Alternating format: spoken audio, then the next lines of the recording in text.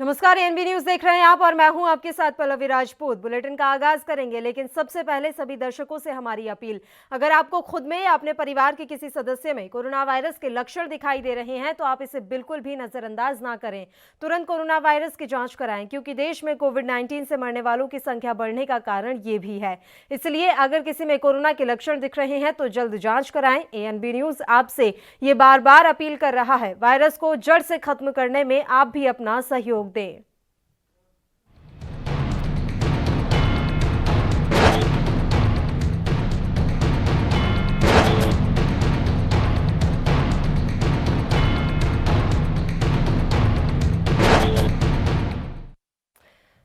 चलिए बुलेटिन का आगाज करते हैं। जम्मू कश्मीर को 2 केंद्र शासित प्रदेशों में विभाजित करने के बावजूद केंद्र सरकार ने सुरक्षा स्थिति में सुधार नहीं किया है। कश्मीर में सक्रिय सुरक्षा बलों और मुठभेड़ों की बढ़ती संख्या के बावजूद भी कई स्थानीय लोग आतंकवादियों की श्रेणी में शामिल हो रहे हैं। गृह मंत्रालय के अधिकारियों ने एक निजी चैनल को बताया है कि यह सरकार के लिए एक बड़ी चिंता का विषय बना हुआ है। मंत्रालय के डेटा से पता चलता है कि इस वर्ष के पहले 7 महीनों में 90 स्थानीय लोग विभिन्न आतंकवादी समूहों में शामिल हो गए हैं। उनमें से 45 हिजबुल मुजाहिदीन, 20 लश्कर-ए-तैयबा, 14 जैश-ए-मोहम्मद, 7 अल-बद्र, 2 अंसार गजवत उल हिंद और 1 आईएसजेके में शामिल हो गए, जो कि इस्लामिक स्टेट से प्रेरित एक आतंकी संगठन है। एक वरिष्ठ अधिकारी ने कहा, आगे जो चिंता पैदा हो रही है वह ये है कि ये संख्या उम्मीद से अधिक हो सकती है। इससे पहले सुरक्षा बलों को परिवार या पड़ोसियों, यहां तक कि सोशल मीडिया पोस्ट द्वारा सूचित किया जाता था यदि एक जवान लापता हो गया और आतंकवादियों में शामिल हो गया। लेकिन अब ना तो कोई पोस्ट ऑनलाइन हो रही है और ना ही परिवार आगे आ रहे हैं।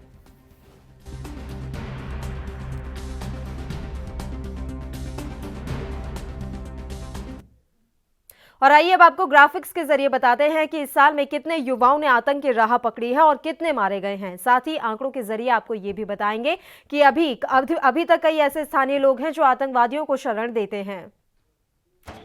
तो इस साल के शुरुआती 7 महीनों में 136 आतंकवादियों का सफाया हमारे सुरक्षा बलों ने किया है। 136 आतंकवादियों में से 121 स्थानीय रहे और केवल 15 ऐसे थे जो कि विदेशी थे।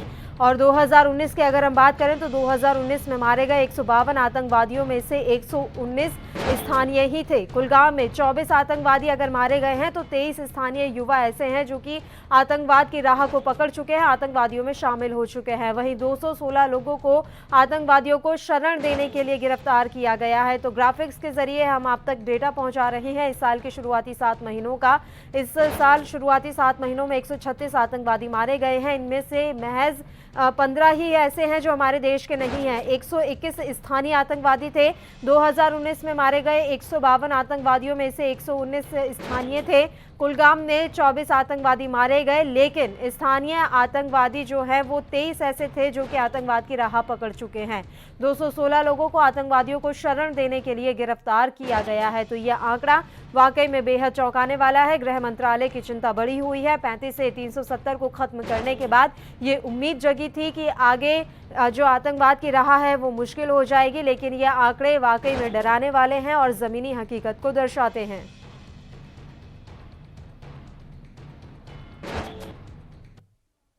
तो ये आपको हमने आंकड़ा बताया ग्राफिक्स के जरिए और आप देख सकते हैं किस तरह से अभी भी जम्मू कश्मीर से आतंकवाद का सफाया नहीं हुआ है। खास बात यहां पर यह है कि अभी भी कई ऐसे स्थानीय जवान हैं जो कि आतंकवाद की राह को पकड़ने में लगे हुए हैं और गृह मंत्रालय की चिंता इसलिए बढ़ गई है कि यह आंकड़ा अभी और भी ज्यादा बढ़ सकता है। जैसा कि हमने आपको बताया कि 136 इस साल के शुरुआती 7 महीनों में आतंकवादी मारे गए थे। उनमें से 121 तो स्थानीय युवा ही थे और महज 19 ऐसे थे जो अन्य देशों के आतंकवादी थे। उन्हें आप पाकिस्तान का भी कह सकते हैं या अन्य किसी भी देश का, लेकिन बात यहाँ पर यह है कि 121 स्थानीय आतंकवादी थे जो मारे गए हैं। तो ये आंकड़ा बेहद चिंतित करने वाला है। लगातार ये आंकड़ा बढ़ भी सकता है, क्योंकि धारा 370 के हटने के बाद जहां गृह मंत्रालय और सरकार की तरफ से ये दावा किया जा रहा था कि अब आतंकवाद खत्म हो चुका है, स्थानीय युवा जो है उनका आतंकवाद से मोह भंग हो गया है, लेकिन ये आंकड़ा तो कुछ और ही दर्शा रहा है। तो ये जो आंकड़ा हमने आप तक पहुंचाया है ये चिंता बढ़ाने वाला है। इसी के साथ गृह मंत्रालय की भी चिंता बढ़ गई है, जैसा कि हमने आपको ग्राफिक्स के जरिए समझाया।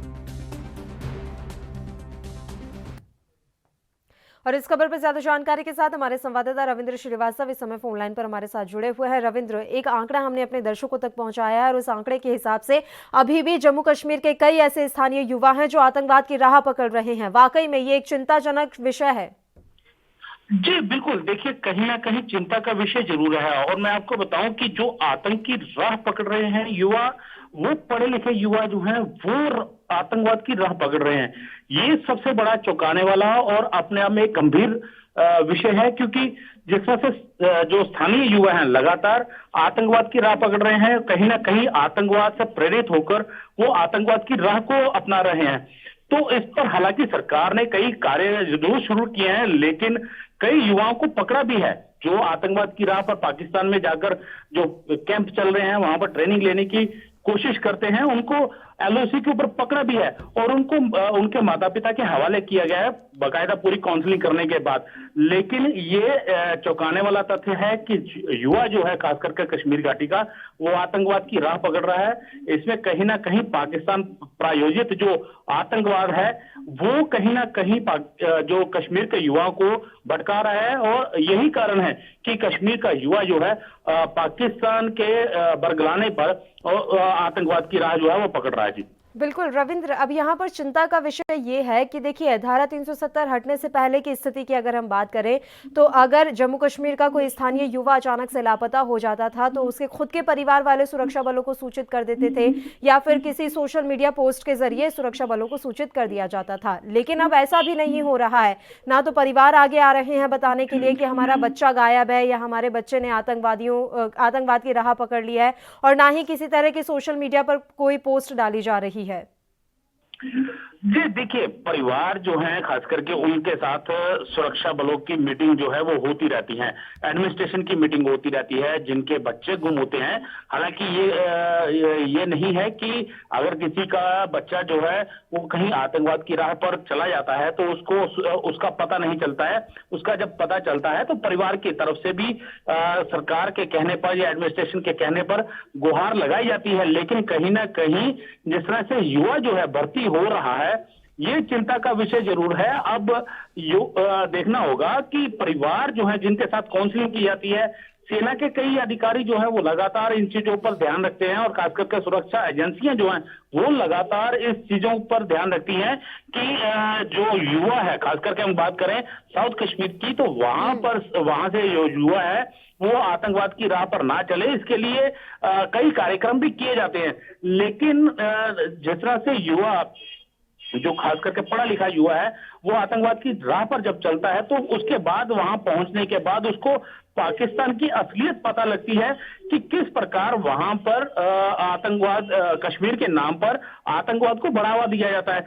तो यही वजह है जब वहां से युवा जब वापस आते हैं आतंकवाद की ट्रेनिंग लेने के बाद, कई युवा जो हैं वो पहले ही पकड़े जाते हैं और कई जो है वो मारे भी जाते हैं, क्योंकि जब आतंकवादी गतिविधियों को अंजाम देंगे तो जाहिर सी बात है सुरक्षा एजेंसियां जो हैं, सुरक्षा बल जो है कहीं एनकाउंटर होगा तो उसमें वो मारे भी जाते हैं। तो परिवार की तरफ से भी गुहार लगाई जाती है, जब एनकाउंटर होता है तो वहां पर परिवार के लोगों से भी गुहार लगवाई जाती है कि आप उनको प्रेरित करें कि आतंकवाद की राह छोड़ दें, हथियार डाल के वापिस मेन स्ट्रीम में आने की कोशिश करें। लेकिन जिस तरह से पाकिस्तान के अंदर बैठे, जो खास करके मैं आपको बताऊं कि फेसबुक और ट्विटर के जरिए जिस तरह से पाकिस्तान लगातार कई ऐसे ग्रुप उसने बना रखे हैं जो कश्मीरी युवाओं को भड़काने की कोशिश करते हैं। तो यही वजह है कि जो कश्मीर का युवा है वो लगातार इस राह की ओर अग्रसर जो है वो होता है, लेकिन सुरक्षा एजेंसियां इस पर पैनी नजर जरूर बनाए हुए हैं। जी बिल्कुल रविंद्र, और डोमिसाइल पॉलिसी ये कितना इसमें हाथ इसका माना जा सकता है, क्योंकि अब जो स्थानीय युवा है जम्मू कश्मीर के वो इतने प्रतिस्पर्धी नहीं रह जाएंगे, तो इस पॉलिसी का भी एक बड़ा हम देख पा रहे हैं कि कारण है कि स्थानीय युवा वापस से जो है आतंकवाद की राह पर जा रहे हैं और आतंकवाद की तरफ ही बढ़ रहे हैं। जी देखिए, अगर डोमिसाइल की बात करें तो डोमिसाइल इस वजह से बनाया गया था कि जिस तरह से 370 हटा है, यूटी का दर्जा जम्मू कश्मीर को मिला है, उसके बाद जो कम से कम 1.5 लाख के करीब जो स्थानीय रिफ्यूजी थे, या गोरखा समाज था या फिर वाल्मीकि समाज जो था, जम्मू के अंदर, और जिसको कि जम्मू कश्मीर के राइट्स जो थे वो नहीं मिल पा रहे थे। यही वजह थी कि डोमिसाइल जो है, क्योंकि जब 370 हटा तो फिर जो पीआरसी का मतलब है वो खत्म हो जाता है। डोमिसाइल इसलिए रखा गया था ताकि हिमाचल की तर्ज पर जिस प्रकार से यहाँ के लोगों की एक गुहार थी कि अगर धारा 370 हटाई है, पीआरसी यहाँ पे हटा है, तो उसके बाद यहाँ पर जमीनों का अधिग्रहण जो है बाहर के लोग आके करेंगे। तो उसको देखते हुए पीआर जो है डोमिसाइल का प्रावधान जो है वो रखा गया था। इससे युवा जो है प्रभावित, खास करके अगर जम्मू की बात करें तो यहाँ का युवा जो है प्रभावित नहीं होने वाला है।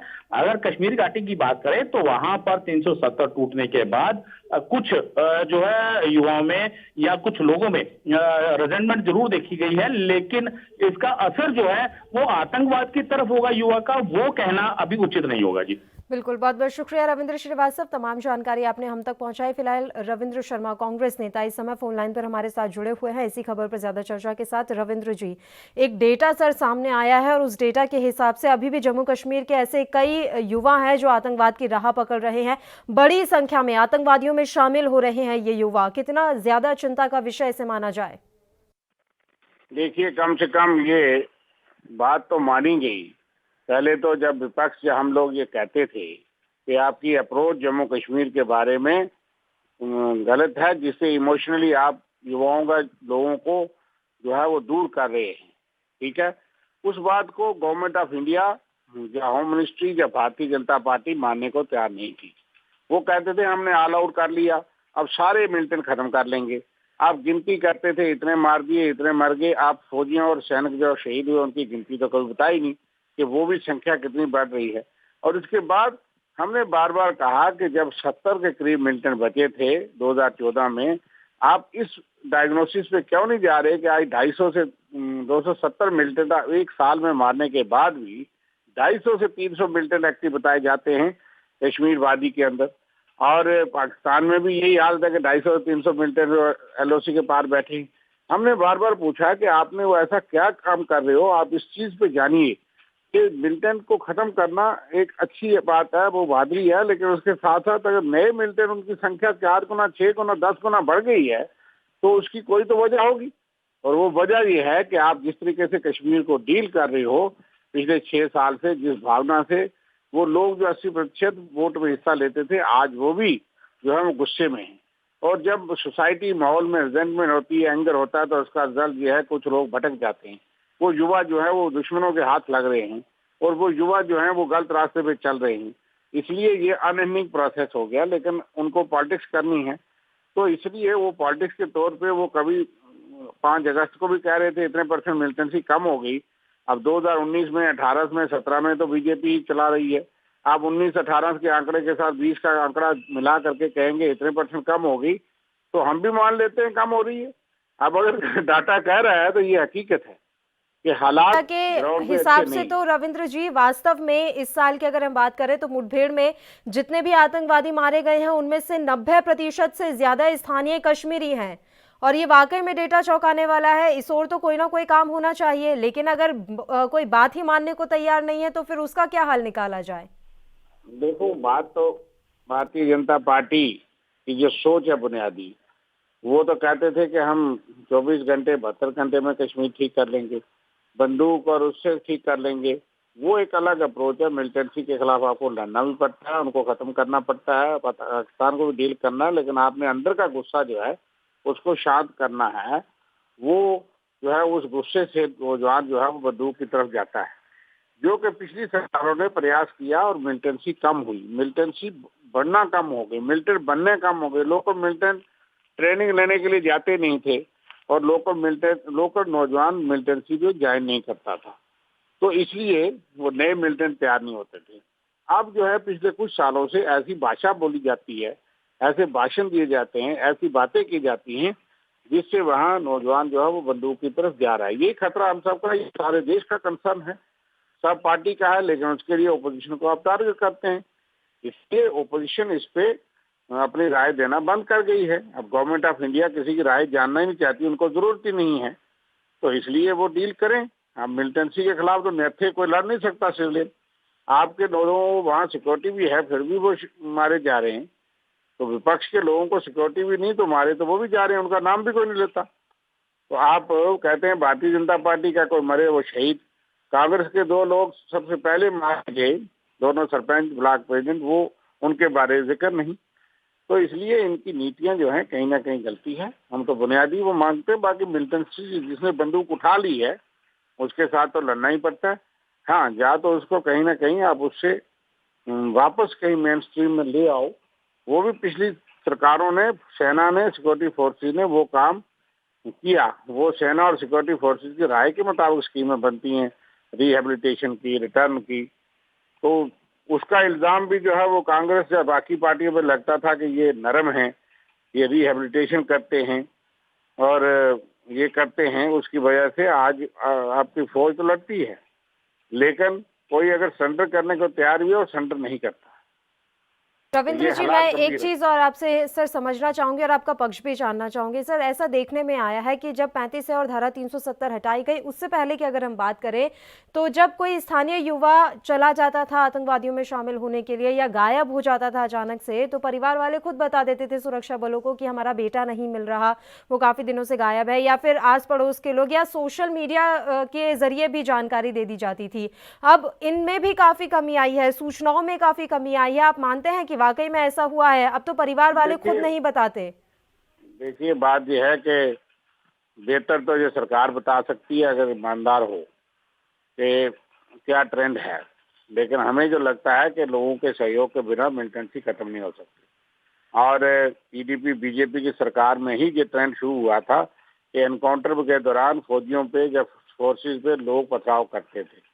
वो उसी से पता लग रहा था कि वहाँ रेडिकलाइजेशन भी हो रही है, वहाँ गुस्सा भी बढ़ रहा है। सरकार के खिलाफ विरोध जो है वो देश के खिलाफ विरोध नहीं होता, लेकिन सरकार का गुस्सा जो है उस देश के खिलाफ भी होना शुरू हो गया था। आईएसआई और पाकिस्तान के झंडे चढ़ना शुरू हो गए थे पीडीपी और बीजेपी की सरकार में। फिर भी ये कहते थे हम देशभक्त सरकार हैं, देशभक्त पार्टी हैं। उसके बाद इन्होंने सरकार तोड़ी, भाषण तेज कर लिए, और उसके बाद आपने देख लिया कि 370 खत्म करने के बाद ये कहते थे आतंकवाद तो अब जड़ से खत्म हो जाएगा। अब तो आतंकवाद फल फूल रहा है, क्योंकि लोग ये समझते हैं कि जो हमको एक स्पेशल आइडेंटिटी हमारी थी हिंदुस्तान के अंदर, उसको भी इन्होंने जबरदस्ती हमसे छीना है, हमको कैद करके बंद करके छीना है।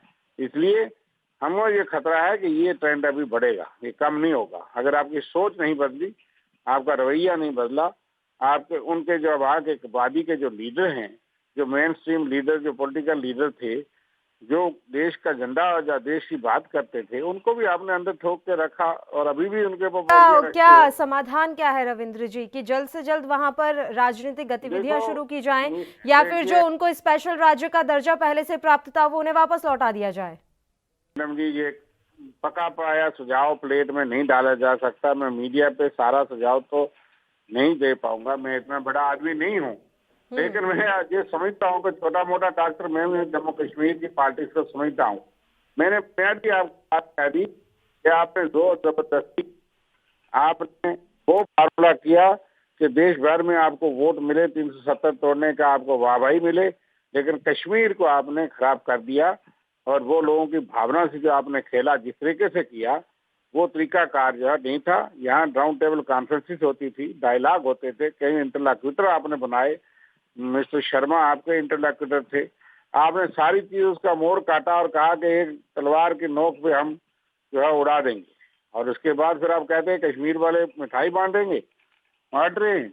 आपने उनको मेन स्ट्रीम में ला के बात करके देश के अंदर कोई बात करते थे, उसका ढंग था। तो इसलिए इन्होंने कहा यही जड़ है, ये कांग्रेस ने 70 साल में गलत किया था, इसलिए भाई 6.5 साल से आप उसको ठीक करो। आतंकवाद भी बढ़ रहा है, यहाँ चुनाव का माहौल नहीं, कोई लीडर मर्जी से भी बाहर नहीं निकल रहा, वो लोगों में जाएगा क्या बात करने?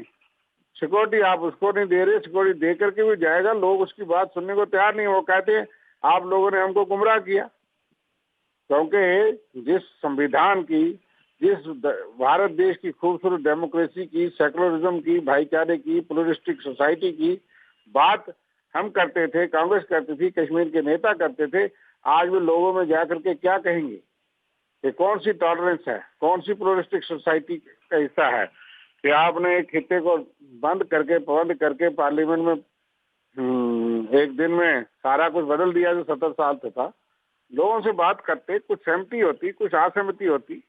तो इसलिए तरीकाकार जो अडॉप्ट हुआ, मुझे लगता है कि बहुत गुस्सा है वादी के अंदर, और गुस्सा उसके ऊपर किसी की कोई लगाम नहीं है, चाहे वो मेन स्ट्रीम पार्टीज भी। लौट आज रही मैं हूँ कह आपके रहा हूँ, पास। फिलहाल दर्शन सिंह जी इस समय फोन लाइन पर हमारे साथ जुड़े हुए हैं, रिटायर्ड कर्नल हैं दर्शन सिंह जी। सर, एक डेटा आया है मंत्रालय का, गृह मंत्रालय के डेटा के मुताबिक सर, अगर हम शुरुआती 7 महीनों की बात करें इस साल के, तो लगभग 136 आतंकवादी मारे गए। उनमें से 121 स्थानीय जम्मू कश्मीरी युवा थे। सर, मैं आपकी सबसे पहले प्रतिक्रिया चाहूंगी।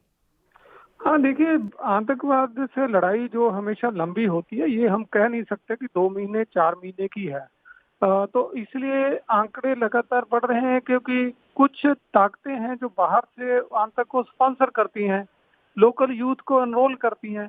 अब धीरे धीरे उनकी पकड़ कम हो रही है। और दूसरा, जैसे उनकी उम्मीद थी कि 370 के बाद शायद वहां पे बहुत ज्यादा हिंसा भड़क जाएगी, अब स्थानीय लोग बहुत ज्यादा तादाद में आ जाएंगे, वैसे थोड़े दिन तो बंद वगैरह जबरदस्ती करवाया, पर अभी वहां पे लोग नॉर्मल हालात में सब कुछ नॉर्मल कर रहे हैं। कोई किसी की जिंदगी पे, रोजमर्रा की जिंदगी पे कोई फर्क नहीं पड़ा है। तो इसलिए जो फ्रस्ट्रेशन है वो मिलिटेंसी द्वारा निकाली जा रही है कि किसी ना किसी तरह हम वहां पे जो स्थिरता है दोबारा लाई जाए। बिल्कुल, लेकिन सर, जिस तरह से सरकार लगातार ये दावे करती रही है कि धारा 370 हटने के बाद हमने स्थितियों को काबू में किया है, वो होता हुआ अब नजर नहीं आ रहा है। ये तो खुद गृह मंत्रालय के आंकड़े हैं सर, इन आंकड़ों को कैसे झुटलाया जाए?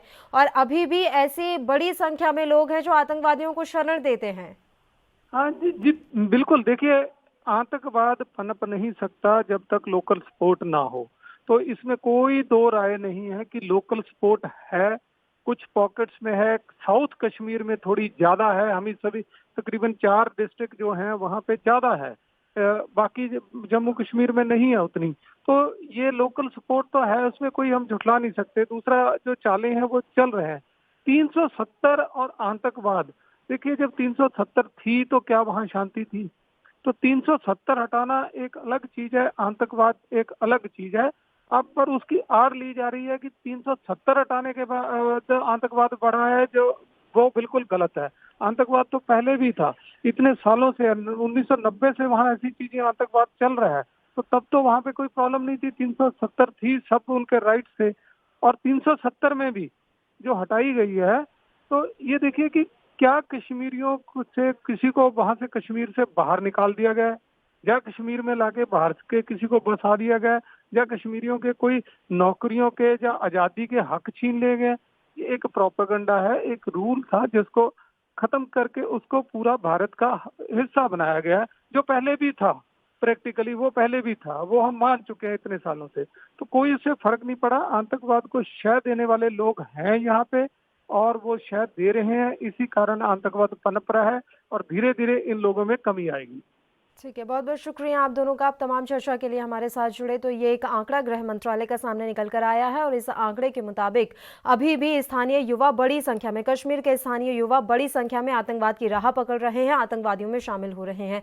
इसी के साथ गृह मंत्रालय की चिंता जो है वो अब बढ़ गई है, और अब ये गृह मंत्रालय और देश की सरकार को देखना है कि किस तरह से इन स्थितियों पर काबू पाया जा सके। एक छोटे से ब्रेक के लिए हम यहाँ रुक रहे हैं, फौरन हाजिर होंगे।